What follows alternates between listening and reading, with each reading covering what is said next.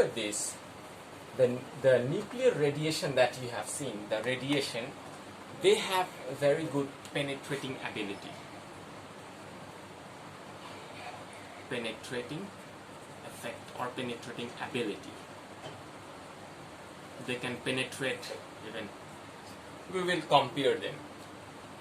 Now this time we'll start with gamma. Now gamma is very, very small, very, very thin, and it can actually penetrate a lot of things. If you want to stop gamma rays from going from one place, you need 5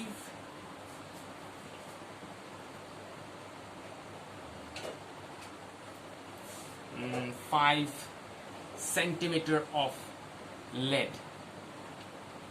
L-E-A-D, lead. It's a metal. It's a lead. 5 centimeter is this thick. So if you want to stop gamma ray from going one place to another, you need to put this thick of this much thick of lead. Okay, it's a very dense metal. What about beta? Beta can pass, but it doesn't have that much penetrating ability. You can stop by 5 millimeter of aluminium. 5 millimeter of aluminium. So I mean, it's about this. What do I have in front of me?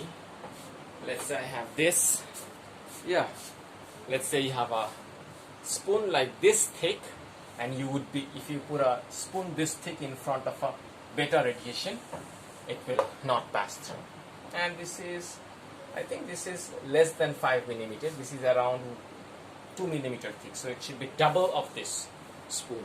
I think you have idea. Next is alpha.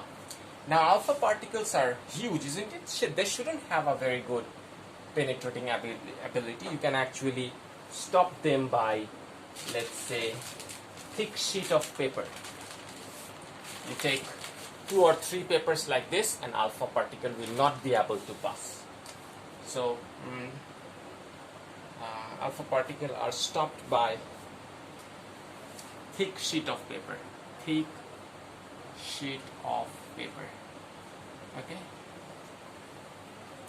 So alpha particles stopped by thick sheet of paper, beta particles stopped by 5 millimeter of aluminum, and gamma particles stopped by 5 centimeter of lead.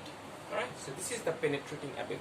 So this is about the 3 type of radiation that we see when an unstable nuclear breaks on, or when there is a radioactive particle. We'll talk more about this. Next, how do you detect radiation? Now, nuclear radiation, the radiation that is being emitted from unstable nucleus, is very important. It's very vital. It's useful for us, and at the same time, it's harmful for us. So it's very necessary for us to know whether there is radiation or not.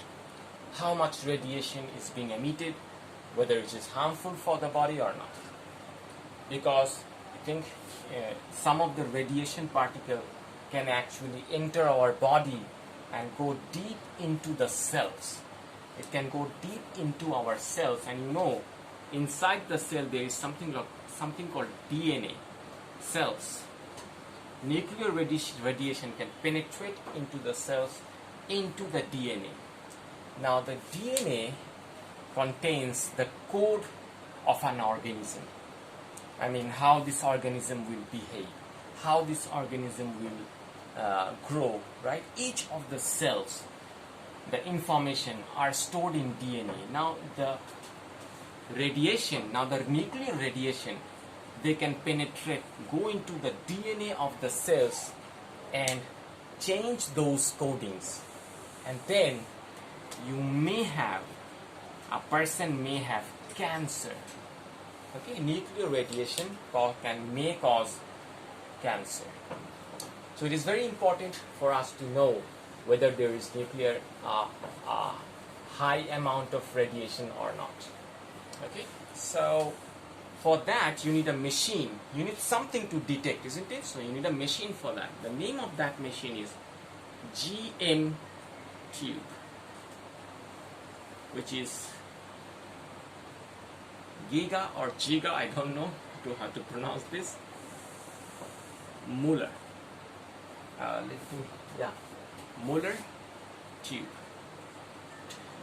Giger Muller tube. Two German scientists probably, yeah. GM tube, Giger Muller tube. Okay, so they produced this thing, a device that can actually detect whether there is radiation or not. And we will talk more about this when we go on to class 9, but for the time being, this is also given in your book. Note that this GM tube contains three things. One is a rate meter, then you have an electronic, a rate meter, an electronic counter, and then you have an amplifier. I will just discuss these three in brief and then we'll be done with this chapter. Rate meter, what does the rate meter do? It absorbs the radiation. If there is any radiation nearby, it will absorb this. What will the electronic counter do? It will give a count that, okay, I have counted, I have received this much or this amount of radiation. What will the amplifier do? The amplifier will magnify this signal, and a sound, click sound will be produced. Every time a radiation hits the GM tube, a click sound will be produced. Click, click, click. It will increase. Okay? So these are the three important part of a GM tube. We will learn more about this when we go to class 9. Alright? And I think, that's more or less all for this chapter. If you have any question or if you want any discussion about radiation, this is an important topic, this is an interesting topic, you can ask me questions, but I will suggest you to do the question answers from this on page 187. Okay, at the end of the chapter, page 107, you will see some questions, 5-6 questions. After listening to this lecture, I request you or suggest you to do these question answers. Thank you for your precious time, students.